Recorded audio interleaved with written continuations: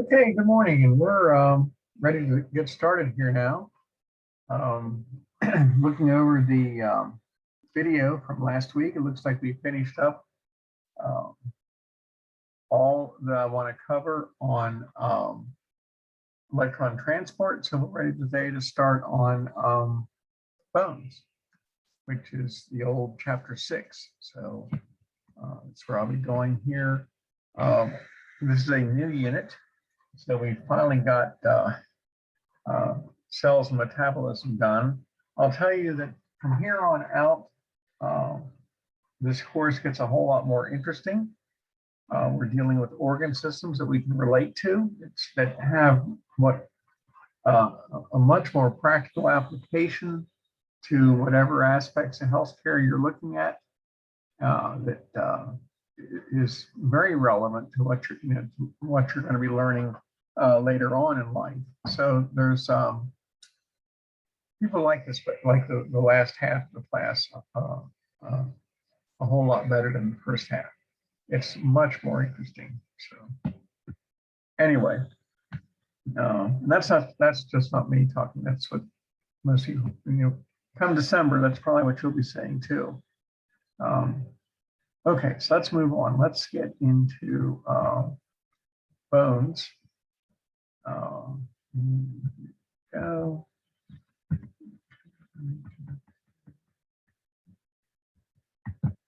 So everybody should see the slide that says Chapter 6, Bone Tissue and Skeletal System.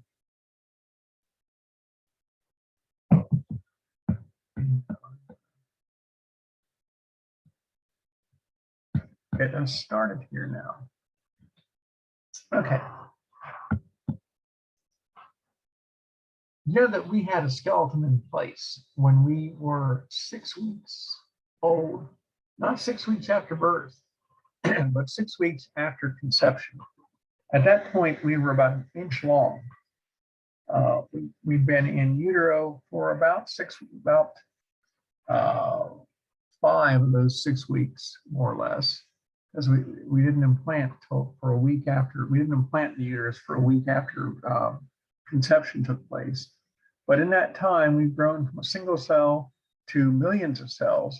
We have a heart that beats. Our heart starts beating at the end of 3 weeks. And we have a complete skeleton in place. A complete skeleton in place that is made of hyaline cartilage. And for the next 22 or 23 years, that skeleton is gradually going to be converted to bone. Because we don't finish building out our skeleton until we're about 23 years old. 23, 24, 22, 21, somewhere in that early 20s time frame, because we're all going to be a little bit different. We don't complete the process of what we call ossification, completely converting the cartilage to bone, until we're about 23 years old. And we start the process 6 weeks after conception. We use the hyaline cartilage model that we've laid down in the first 6 weeks of life as our model for the rest of our lives for our bony skeleton.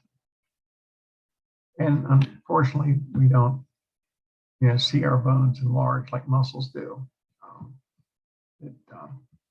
But muscles will, one advantage that bones have over muscles is that we can grow new bone. We can't grow new muscle cells. Muscles will get bigger, they'll get smaller, but we don't get new cells. With bone, we can always add new cells. We can create new cells. So what do bones do for us? Well, first of all, they support and protect the soft organs. They support our body. They allow us to stand upright. They hold the soft organs in place, particularly like in the thoracic cavity. We have them held there. They protect the brain. They protect the spinal cord. They protect the viscera above the diaphragm, because we have the thoracic cavity surrounded by the ribs and the sternum and the vertebrae. And so we protect the heart and lungs and the great blood vessels and the esophagus and the trachea in there. We protect the pelvis, the reproductive structures, with the hip bones. So we have a lot of support and protection going on. Movement.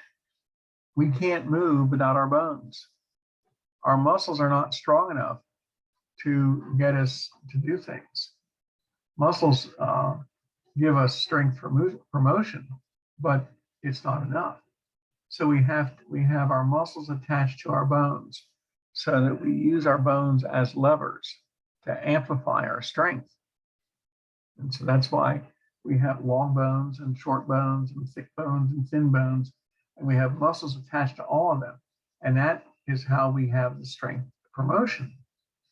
Bones are also a tremendous source of stored calcium and phosphorus. 99% of our calcium and phosphorus are found in our bones, and we need that calcium not just in our bones, but we need it for muscle contractions, we need it for nerve impulses, we need it for our heart to contract properly. So we have a lot of uses for our calcium. We make blood cells in our bone, in our what we call the red bone marrow. We have our stem cells, our blood stem cells. You know, one blood stem cell can make all 7 different types of blood cells. The red cells, the 5 white cells, and what are called the platelets. And that occurs in areas of the bone, what we call the red bone marrow. And so hematopoietic tissue, bone-forming tissue, blood-forming tissue. We also store fat in our bone, our yellow bone marrow. The cavity in the middle of the long shaft of the bone or around our spongy bone is fat storage. Again, a great reservoir of energy. We produce hormones. You know, when we think of sugar levels in our blood, we think of insulin, but it isn't just insulin involved here. There's a hormone called osteocalcin that the bones release to regulate the release of insulin from the pancreas. It helps to also regulate our sugar levels, glucose levels in our body, and our metabolism. And so we have another hormone here that you know, it helps, you know, we release insulin, but now we have something that helps to control and regulate the insulin. So and that's not unusual to have multiple checks and balances in our body.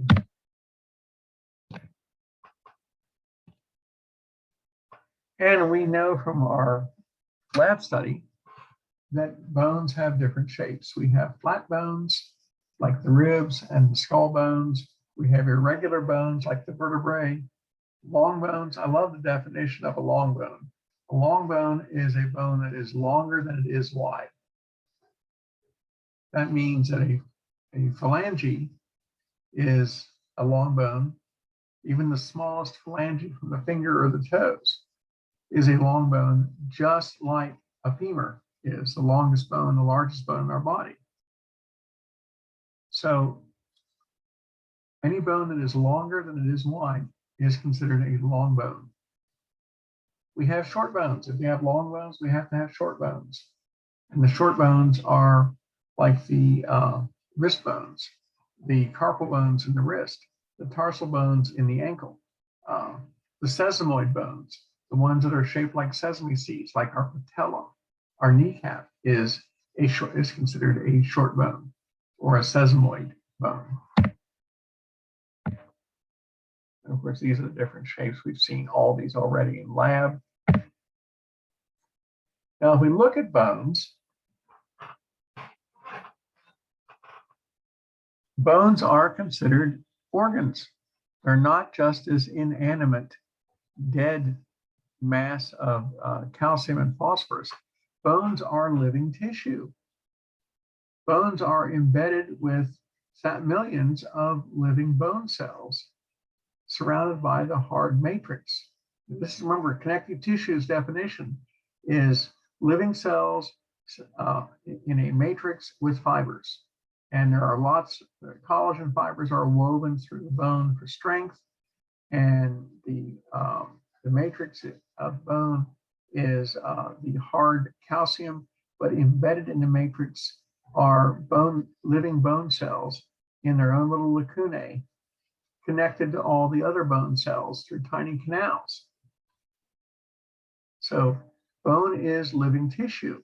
It has bone cells, it has muscle cells attached to it, it has blood vessels with their endothelial cells and their epithelial cells, it has nerve cells, it has hyaline cartilage embedded in it, it has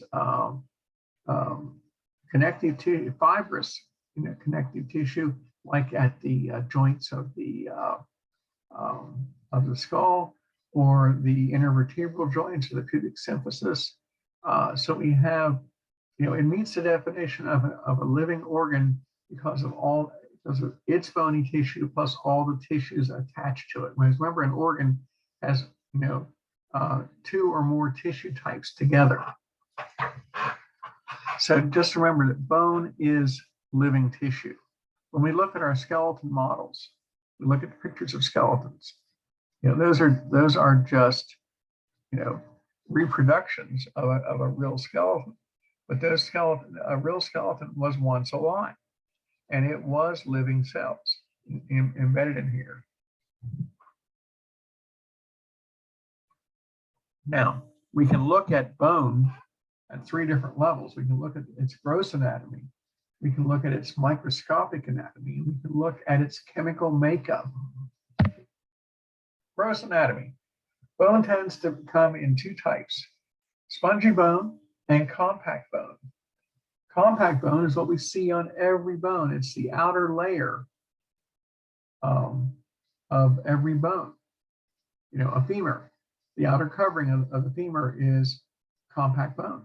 It is the thick, hard, smooth, appears to be very solid bone. We talk about solid bone. Okay, well, that's what the femur has on its outside. The shaft of the femur has lots of compact bone for its strength. Underneath compact bone, we have a different type of bone. Compact bone is great. It resists being twisted. It gives the strength to hold our bodies upright. It deals with the stresses and the shock of motion. But underneath that, we have another type of bone. It does an even better job of dealing with stresses and shocks, and that's called spongy bone. Spongy bone is lightweight bone. It looks like a sponge. If you cut a sponge in half and see all the tiny little cells inside the sponge, that's what spongy bone looks like. And there are tiny structures of bone interconnected in here called trabeculae. And they function as shock absorbers. The motion that we engage in as we walk and run and turn and stand and sit is transferred. Obviously it's transferred up our legs from the foot to the tibia, and from the tibia to the femur, and from the femur into the acetabulum, and then around the sacroiliac joint in the back, and the pubic symphysis in the front, and then it's transferred up the vertebral column and absorbed by the intervertebral disc. A lot of dealing with shock and stress are taken care of by the spongy bone, because those trabeculae, the little sponges shaped structures in here, spread the shock around. This is what the head of a femur looks like. The shaft of the femur has lots of compact bone for strength and to resist twisting. But here we have a very thin layer of compact bone on the outside of the shaft of the head, but inside we have lots of spongy bone, because this will resist and absorb the stresses of movement in any direction. So all these trabeculae in here will absorb shock and send it out into 1,000 different locations at once. So it doesn't, we never feel it. That's what spongy bone does for us. It is the ultimate shock and stress disperser. An individual who breaks their hip usually breaks it right here at the neck of the femur. And it's usually because all this spongy bone has been removed by osteoporosis. So that all you have left is just an outer shell of bone. Just like it's a hollow shell here with nothing underneath. And so the only strength it has is what this thin layer of compact bone gives, and all it takes is a very minor stress. You know, once you get past the stress point, a minor twist or turn or bump or step or even a fall will cause this to fracture right here at the neck.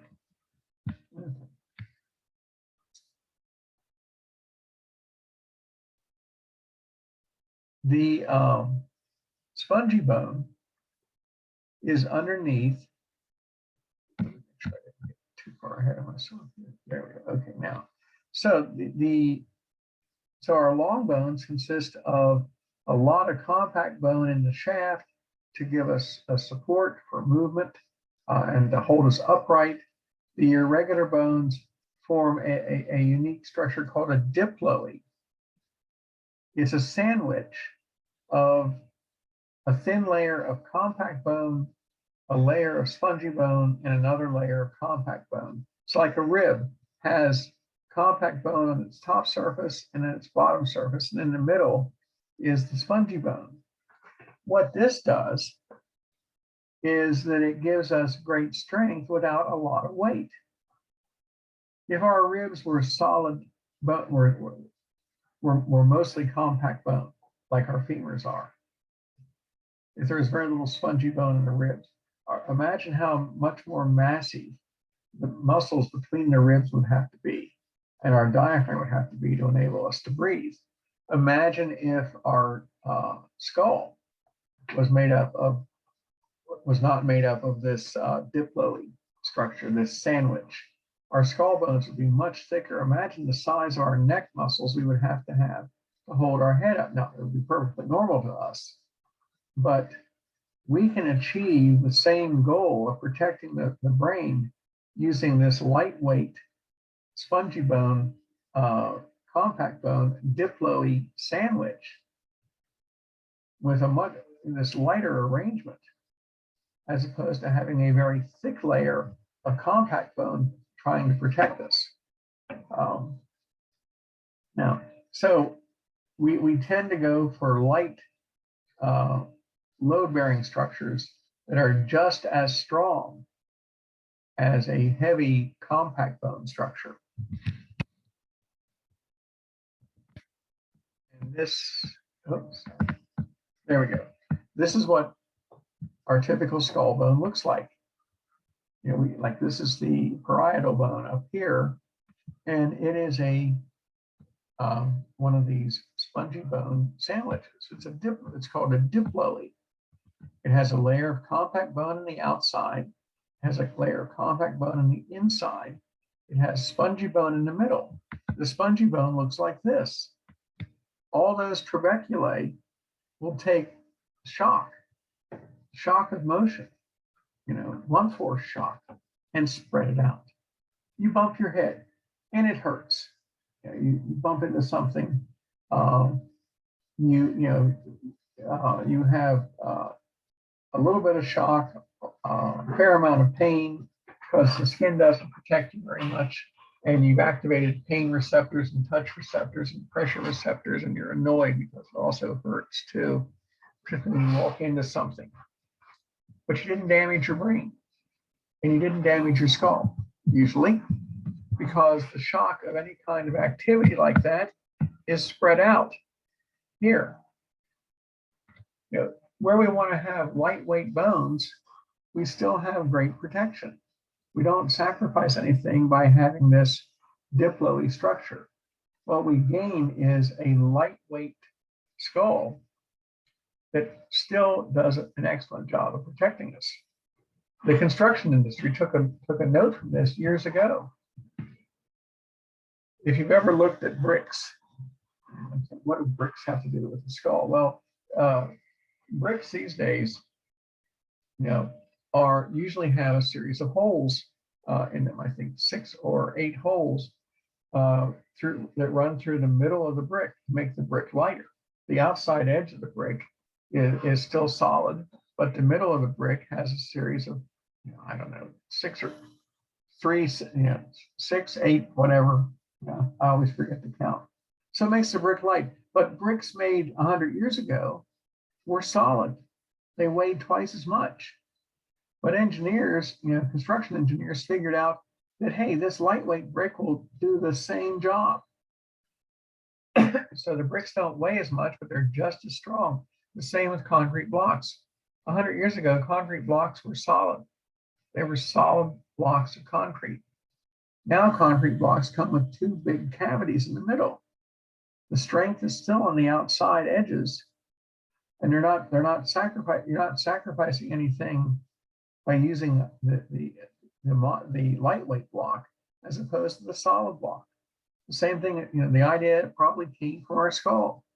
We don't need to have a solid, compact bone skull. We can have this lightweight skull bone that does a great job of protecting us using its trabeculae. And so while the concrete block uses its walls and its sides to support us, it doesn't need the mass of concrete in the middle. The load is still distributed evenly around. The same with the brick. The same applies to our skull. So we have this lightweight diploe sandwich wherever we want to have great strength without a lot of weight. Our ribs, our vertebrae, our skull bones, the ends of the long bones, particularly the ends of the long bones, where we deal with the stresses of movements in any direction. Consider what our femur does. Our femur allows us to rotate our legs and move up and down and back and forth, and all the things we do when we walk and run and sit and stand and whatever. And our shoulder has even more range of motion. Our shoulder depends on having this great strength without a lot of weight. So wherever we're going to deal with stresses from different directions and forces from different directions, we want to be able to spread those forces out. So we have these diploe heads on our bones, like the head of the femur, the head of the humerus. So we want to deal with stress of motion, force of motion, without having a lot of weight behind it. This is what our diploe sandwich looks like. You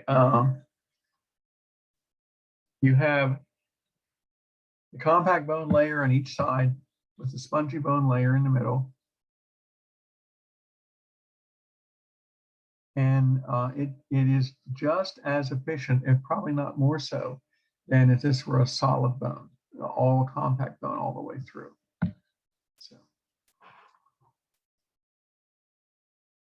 So anywhere we have irregular bones, if we have flat bones, the ends of the long bones, we're going to have a lot of spongy bone there. Now the typical long bone, though, has a shaft, and the shaft is called the diaphysis, and the shaft is where you're going to see mostly compact bone. The ends of the shaft, the ends of a long bone are called the epiphyses, and then we have a series of membranes that line the bone itself. The diaphysis is the shaft, and in the middle of the shaft there is this hollow cavity called the medullary cavity that is filled either with yellow marrow or red marrow, depending on our age. When we were children, these medullary cavities are all filled with red marrow because that's where our blood cells are made, in the red marrow. As we become adults, most of that red marrow area is confined to just a few bones, like the sternum, for example, or the iliac crest, for example. And the rest of the medullary cavities are filled with fat. We call it the yellow marrow. So but when we were children, all of our marrow, our bone marrow, was red. It was, producing blood cells. So that's in the diaphysis, the shaft.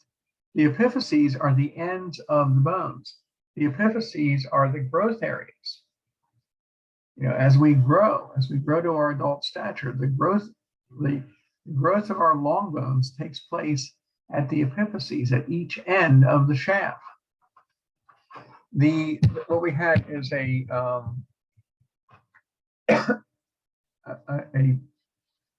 well, it was called an epiphyseal plate. That epiphyseal plate was where hyaline cartilage still remained, still producing cells that would become bone cells up until we're about 23 years of age. So our bones were continuing to lengthen to reach our adult stature by about 23 from growth at these epiphyseal plates. They were hyaline cartilage. Once those plates stopped growing, they were completely calcified and they became a solid line, a scar, if you will, called the epiphyseal line. And on X-ray, you can see the difference. In X-ray, the epiphyseal plates appear as a dark band because it's hyaline cartilage. Soft tissue doesn't show up on X-ray. Hyaline cartilage is soft tissue. It appears, soft tissue always appears as a dark band or a dark area. An X-ray of the heart doesn't do a very good job because the heart's soft tissue and all you can see is, shadows. The same with the lungs. You can just see the shadows of the lungs. On bone, we can see where the hyaline cartilage is located because there's a dark band there. We can't see the hyaline cartilage. Here's what I'm talking about now. This is a long bone. This is a femur. Here's the head of the femur with its spongy bone underneath its compact bone. This area up here is called the epiphysis. This is the proximal epiphysis. And this is the distal epiphysis down here. This is the diaphysis here. This is the shaft right along here. Inside here is the medullary cavity, in this case, filled with yellow marrow. This tells you that it's an adult bone. The other indicator is that we have an epiphyseal line right here. That white line tells us that the growth plates, the epiphyseal plates, have closed. When the plates close, all you get left is a white line indicating that there's no more lengthwise growth of the bone taking place. So this is what it looks like under X-ray. So while we're growing, while we hit puberty, we have tremendous growth of the cells at the cartilage area, being converted into bone cells. And under X-ray, that will show up as a dark band. This dark band here is not a fracture. It indicates there is hyaline cartilage growing in there. The same on the fibula, and somewhat on the femur. This is the tibia here. Now, this tells me that this person is probably in their early 20s. They haven't closed their epiphyseal growth plates yet because this is still present as a dark band here. This is getting closer here. So it appears that the femur is getting close to its adult stature. The tibia still has a little bit to go before it closes completely. But ultimately, what we'll see is just a white line across here once these growth plates close completely. Now, they've been busy since 6 weeks after conception. So they've been very active for a long, long time. Now, if we compare it, here is a very pronounced active growth plate in a child. We can see the dark area here in the tibia and the fibula and on the femur, where we have active growth taking place. We know it's active growth because there's hyaline cartilage there. How do we know it's hyaline cartilage? Because of the dark band. Here we see an adult where the growth plates have closed, and all you get is the line. All you would see in an X-ray of a person once they've reached their adult stature and the growth plate closes completely, is a white line like this. So it's not really an ideal, it's not a bad way of determining the approximate age of an individual. If you have a patient that has no identifying information and can't communicate, and they have a fracture, and the X-ray indicates that the plates are still open, then it's probably, you can make an approximation of the age as under 23. If the plates are closed and all you have is the white line, then they're over 23. There's going to be a lot of other indicators too, but at least you can look at the bone, if you have an X-ray, and say, oh, okay, so over or under on the age of 23. Because many people, it's hard to determine age just by looking at from the external appearance of an individual. So this is one of the ways to tell the approximate age, because these scars don't form until after about 23 years of age, somewhere, early 20s. Well, we can say there, we tend to look at 23, but early 20s is where that occurs. Okay. Now, our long bone is a mixture of compact bone and spongy bone. The shaft has more compact bone than it does spongy bone because it needs it there, because the shaft has to resist twisting. It has to support the body, particularly if it's like the femur. And the spongy bone, while very good at resisting stresses and trauma and shock, doesn't do that. It isn't the best for support holding us upright. So, but our long bone has a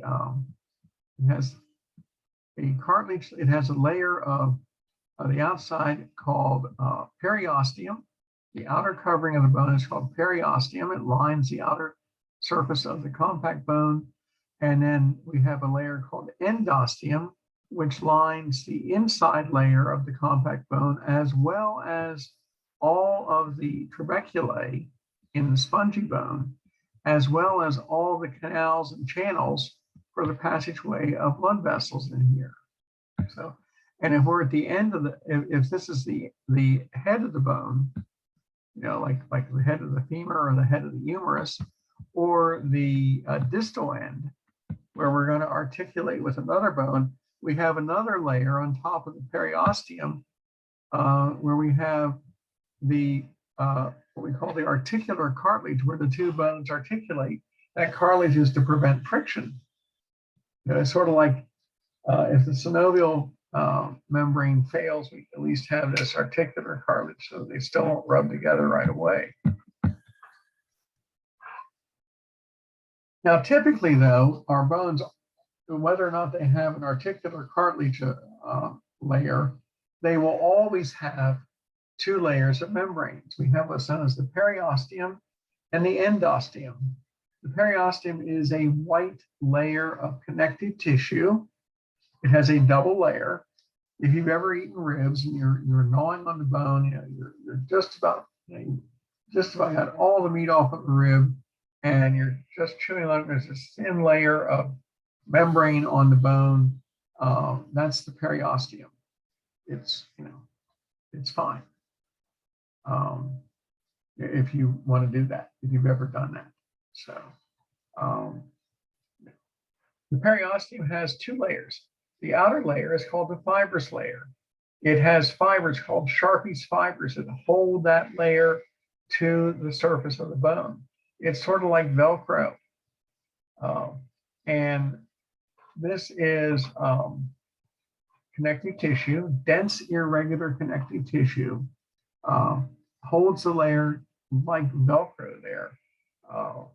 And what this does is it helps to hold blood vessels and nerves intact. There are openings in the periosteum that lead into openings in the bone called nutrient foramens.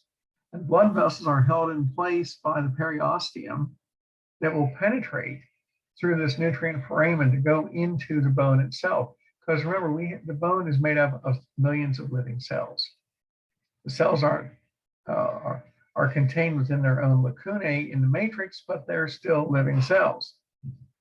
Now, underneath the fibrous layer, right on the surface of the bone, is the osteogenic layer. The osteogenic layer contains stem cells. These are called osteogenic stem cells. And these stem cells will give rise to osteoblasts, the bone builders, osteoclasts, the bone destroyers, osteocytes, the living bone cells, and more osteogenic cells. That's what stem cells do. They make all the cells we need. You know, of all the bone cells we need, the osteogenic stem cells will make them. One cell will make all the other cells. It will make copies of itself. It will make bone building, bone destroying, and the living bone cells themselves. So it will make all these living cells. That's what stem cells do. You know, anytime you see the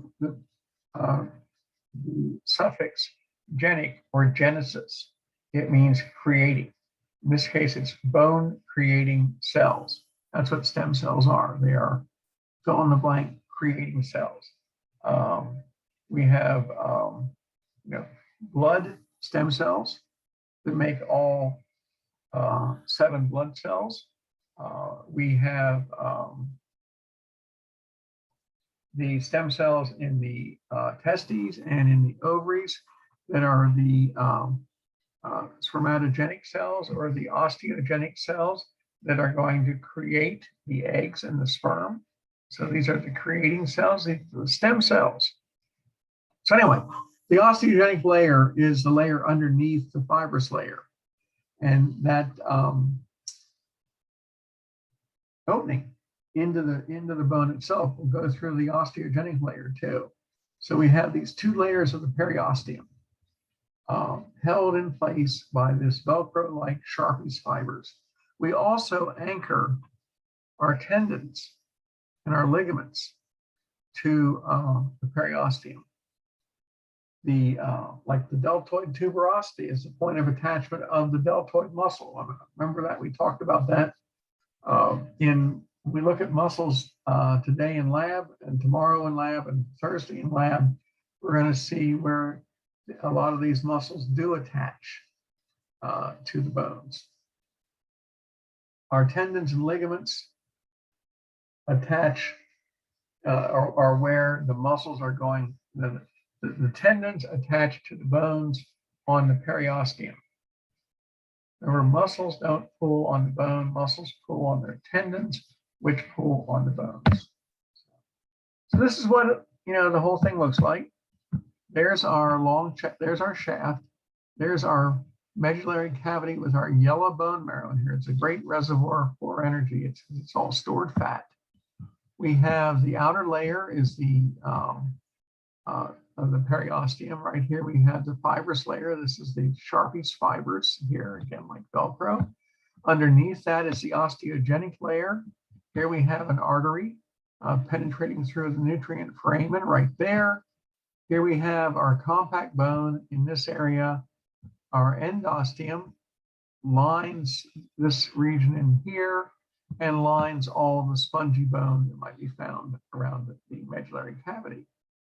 So, and this, because remember, again, these are living bone cells, are all embedded through here.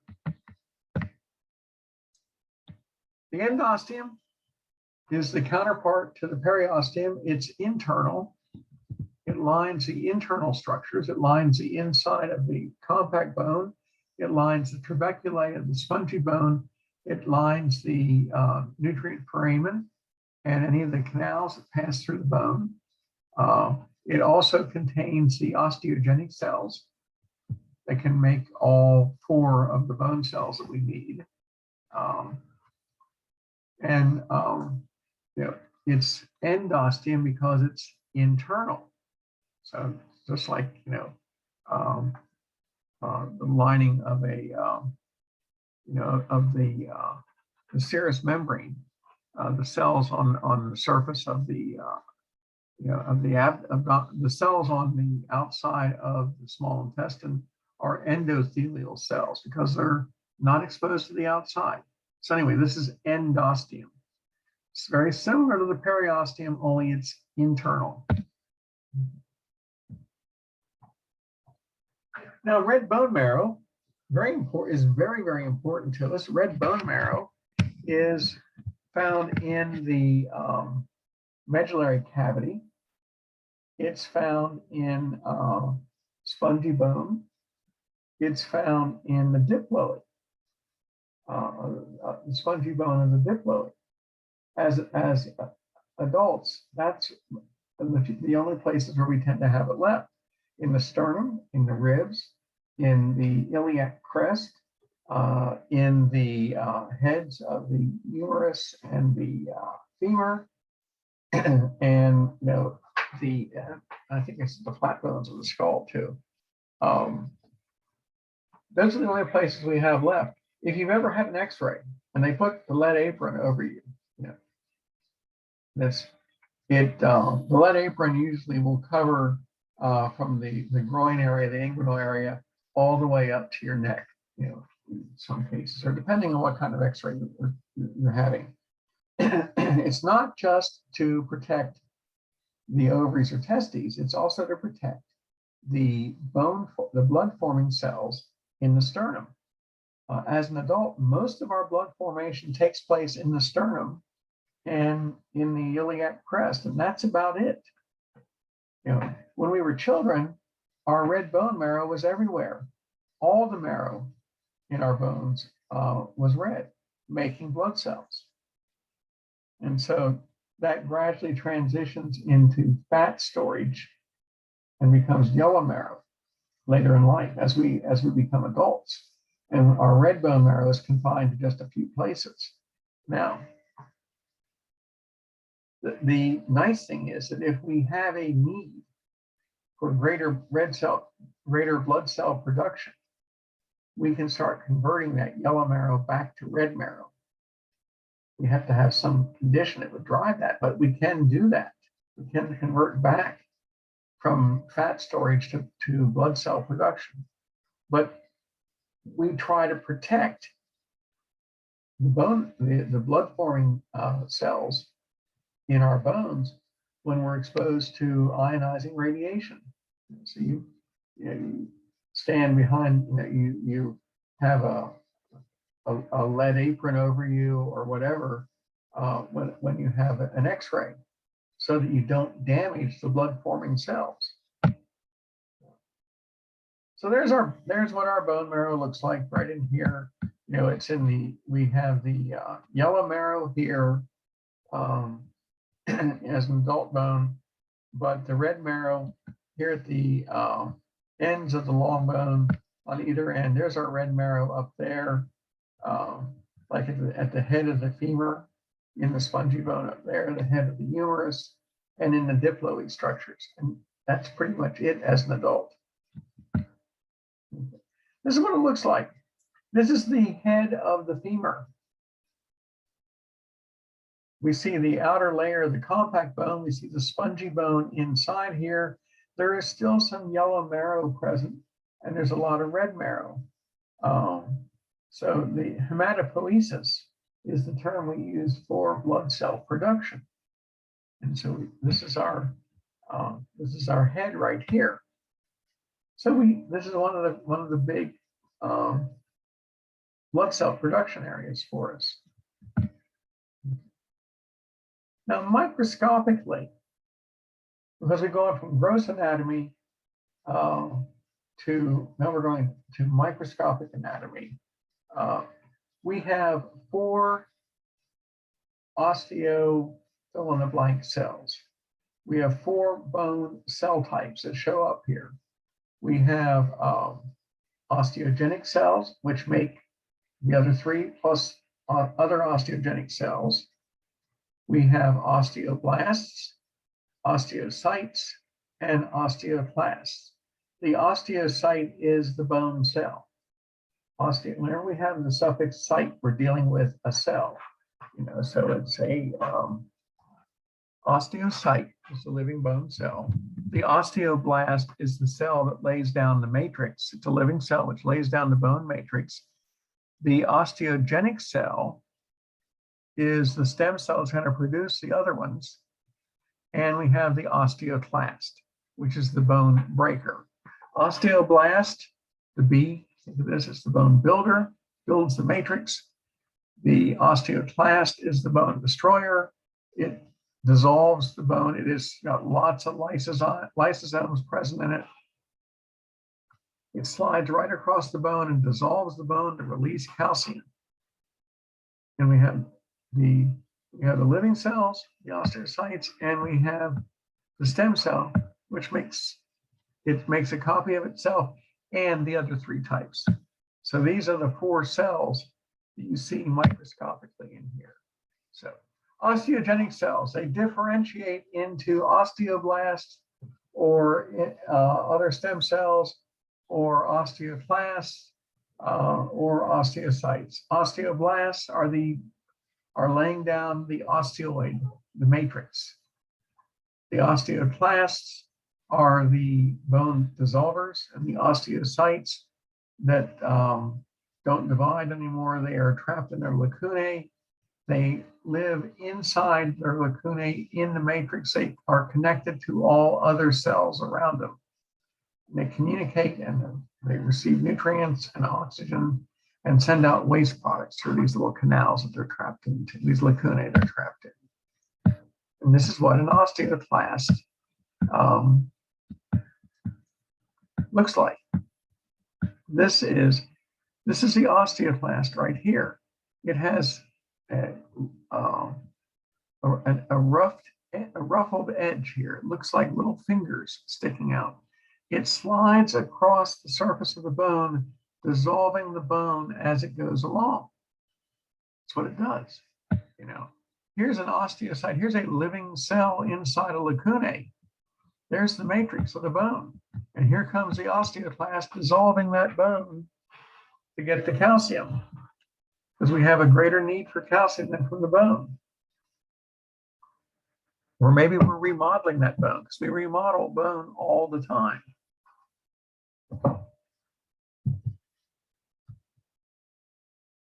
So we have, only the osteoclast looks like this, with this ruffled edge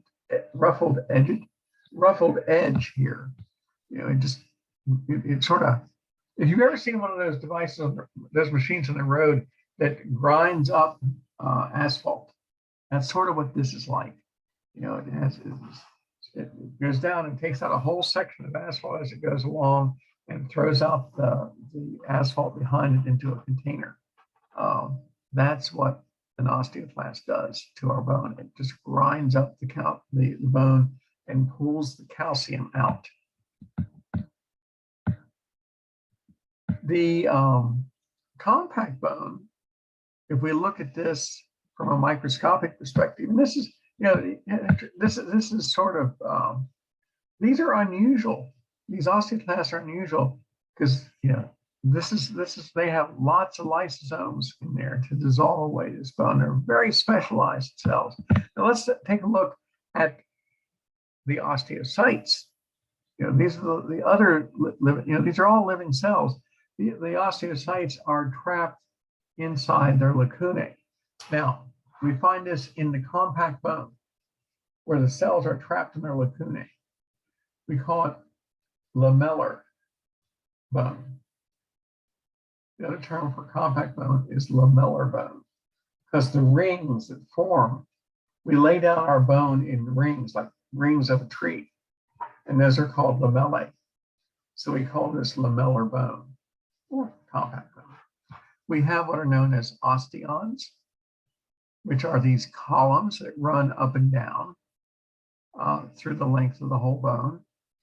And in the middle of each column, each osteon is an opening called a conversion canal or conversion system.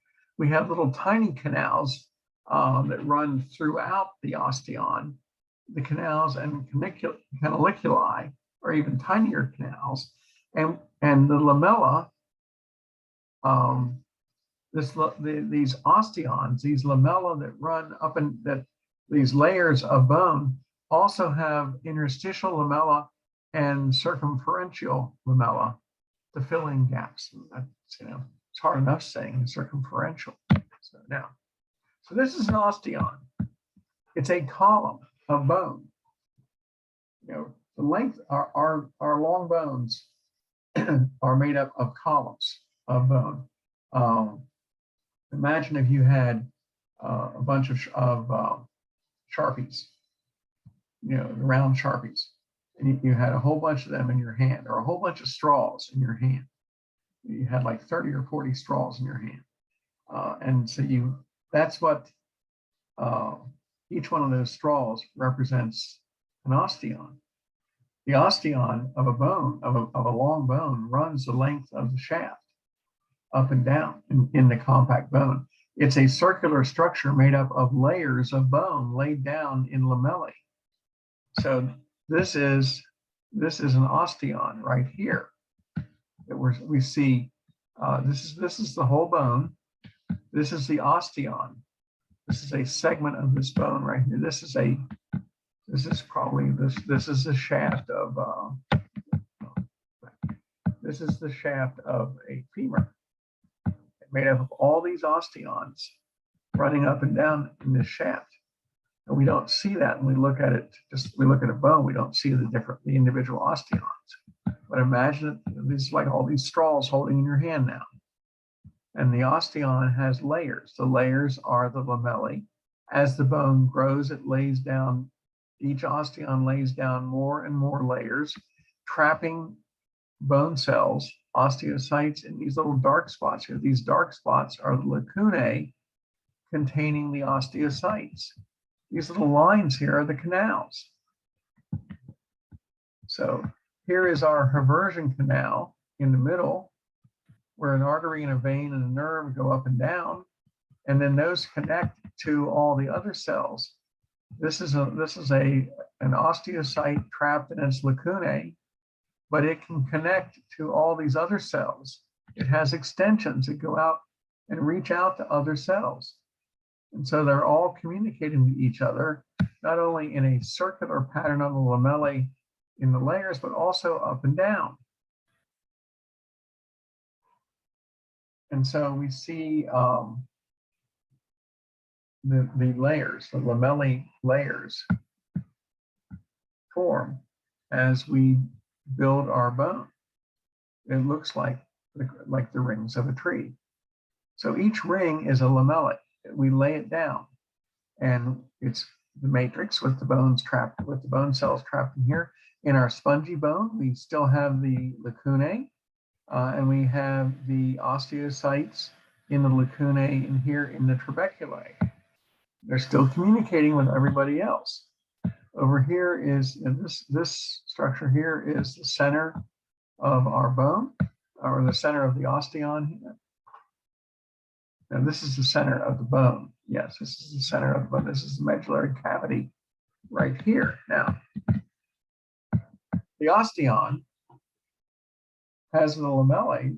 Each ring is a lamellae. The lamellae are laid down with collagen fibers embedded in there. The collagen fibers become embedded in the matrix as it forms, and the collagen fibers run in opposite directions. See how these fibers run this way, run that way. These fibers run in the opposite direction. These fibers run in the opposite direction of that. So each layer of the osteon, each lamella has fibers embedded in it that run in the opposite direction, which this cross-hatching effect gives tremendous strength. Bones can resist twisting and tension because of these collagen fibers here, because collagen fibers are, as I said numerous times, the most abundant protein in the body, and strand for strand, they are stronger than steel. So the bones can resist twisting. And bones resist twisting greatly thanks to these collagen fibers here in each lamellae layer. Now the canals, we have a series of canals that go through each osteon. The reversion canal, it runs through the middle of the osteon. Each osteon has a reversion canal coming up. So the reversion canal that we see back, come on.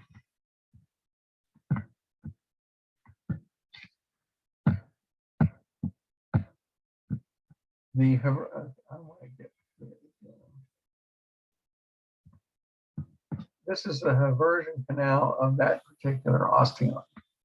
Arterial, venial, and a nerve in each one. And they all connect to the individual osteocytes. If we go back a little further, we can see this is an osteon, this is an osteon, this is an osteon.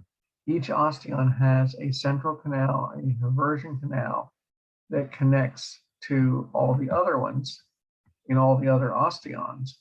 And then within the osteon itself, each bone cell in a lacunae is connected by these tiny canals.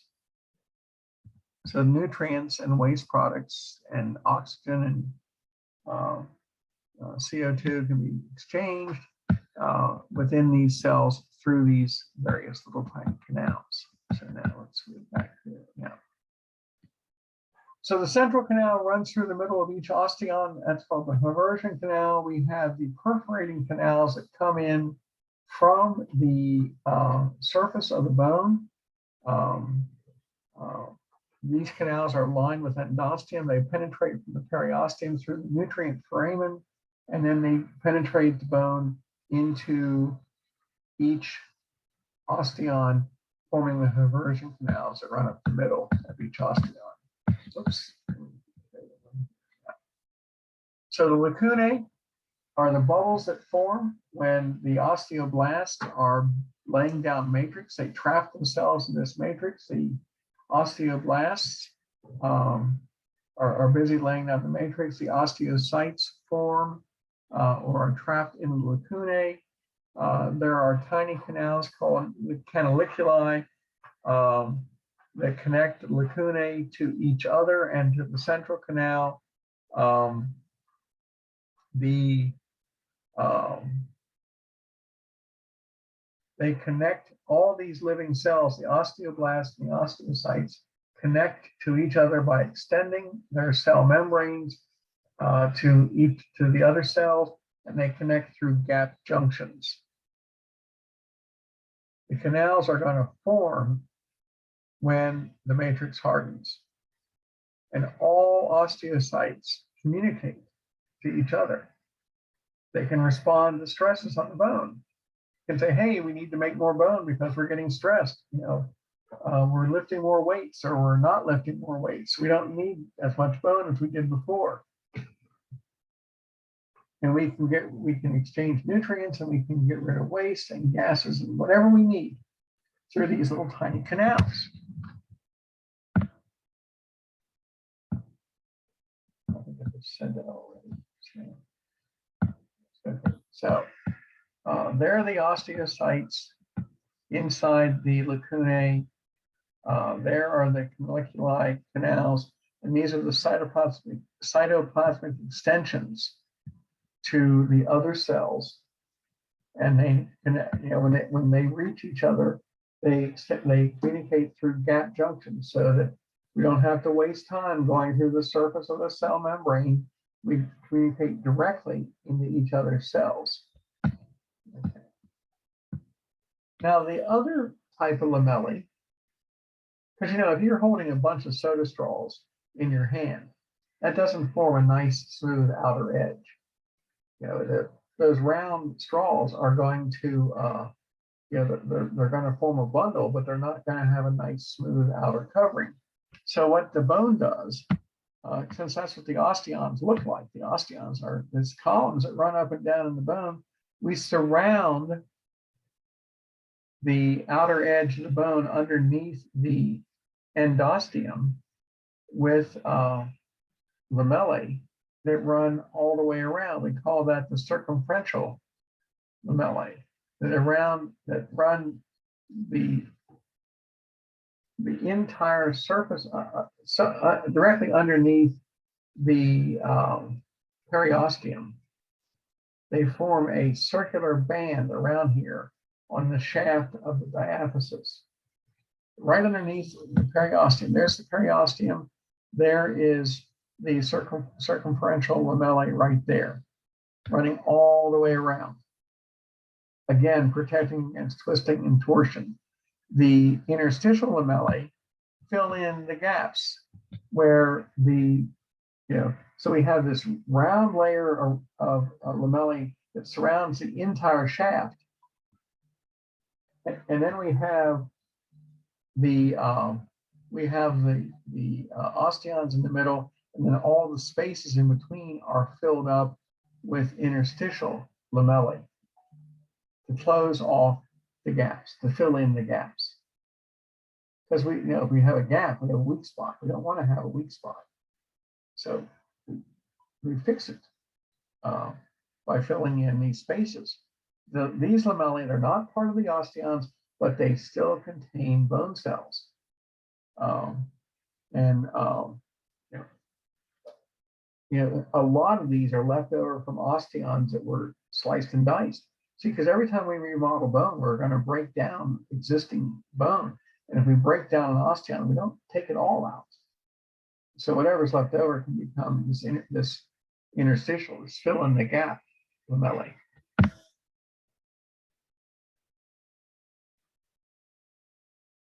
And so these are here are the interstitial lamellae, because they're not jammed, while the osteons are all lined up next to each other, there's still going to be spaces in between. And we got to fill those spaces in, otherwise we have a weak spot in the bone. And so those are the interstitial areas in here. These are the osteons. They're circular. They look like compact bone osteons look like cross section of a tree trunk. They look like the rings of a tree.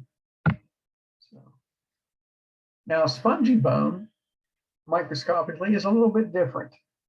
Spongy bone is designed to deal with stress. This is it's an engineering marvel, if you will. They add great strength without a lot of weight. There are no osteons in spongy bone, but the trabeculae take shock and spread it out. So there is not one location that's receiving greater stress or shock than another. The trabeculae have irregular lamellae shapes. They have osteocytes trapped in their lacunae. Nutrients come from the endosteum, or the inside lining of the bone, have capillaries, and they supply the nutrients to all these living cells. They don't have a central canal or anything like that because it's not an osteon. But the trabeculae can spread out shock and diffuse the shock so that we can resist stress in any direction. And so we put spongy bone in areas where we're going to have the greatest stresses, like at the heads of the femur and heads of the humerus, where we don't want to deal with stress. We want to spread it out so it doesn't hurt to move. And that's what the spongy bone does. It looks like it's pretty weak, but it isn't. It's lightweight, but it's very, very powerful. It doesn't have to have a lot of weight to be powerful. So, and again, this is, these trabeculae spread all the shock and twisting and torsion of motion to all the other trabeculae. And so we don't feel it. It doesn't hurt to walk. The shock of motion is absorbed by the head of the femur or the head of the humerus. So it doesn't hurt to move. It doesn't damage us to move. Now, bone chemically. So we've gone through gross anatomy, microscopic anatomy. Now we'll look at the chemical makeup of the bone. Bone is both organic and inorganic. The organic parts are the living cells. The osteogenic stem cells, the osteoblasts, the osteocytes, the osteoclast, the bone matrix, the osteoid, and the bone lining cells. Those are the cells that are making up the endosteum and the periosteum. The osteoid, which is the organic matrix, it's made by the osteoblast. It has collagen fibers embedded in there, and it will calcify and become solid as more and more calcium and phosphorus salts enter into it. But this is all the organic component are the living cells and the living cell structures in here. Bone has great resilience to twisting. We have this unique phenomena called sacrificial bonds. Collagen molecules, the collagen fibers in the matrix will break. They will sacrifice themselves and break when they become stressed. When they're twisted or exposed to forces, they will absorb that force and they will break. Then they will reform and come back together again. The collagen fibers will break apart from the shock or the twist or the stress, and that's what they do. That's exactly what they do. And then they reform. So instead of allowing the bone to be damaged by a force, the collagen fibers sacrifice themselves, tear apart, and then reform. No damage to the bone. Now the rest of the bone is inorganic.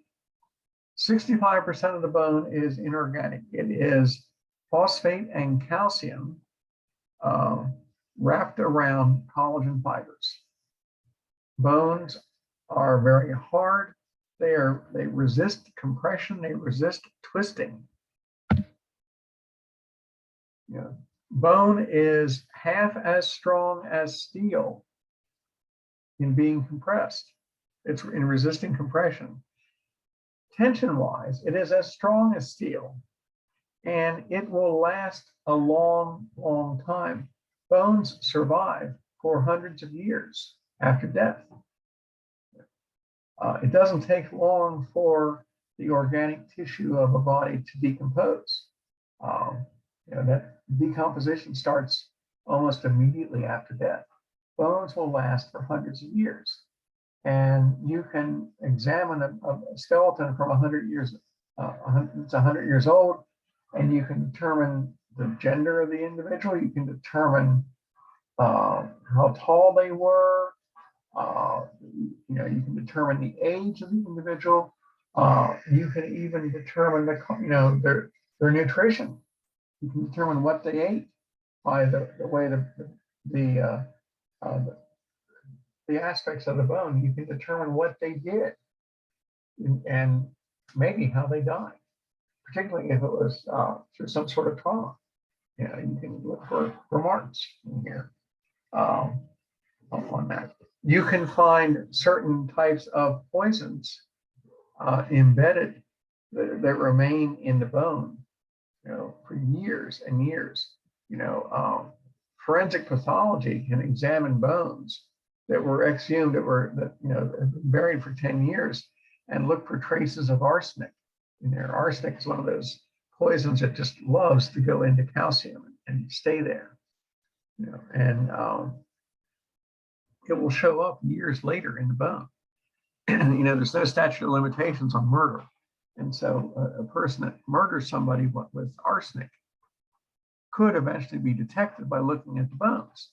So it's been done before. So so we can, even from a cadaver, even just the skeleton itself can tell us an awful lot about an individual. Now, okay, I have 25 after. I don't want to, I don't have enough time to go through this like I want to. So we'll stop here at bone development, and we will pick up with this on Thursday. As I said, lab this afternoon, we're going to take a look at the skeletal muscles. So we'll do that today, tomorrow, and on Thursday. And we'll, try to sort of tie, how the bones and the muscles work together. Do you have anybody have any questions on anything?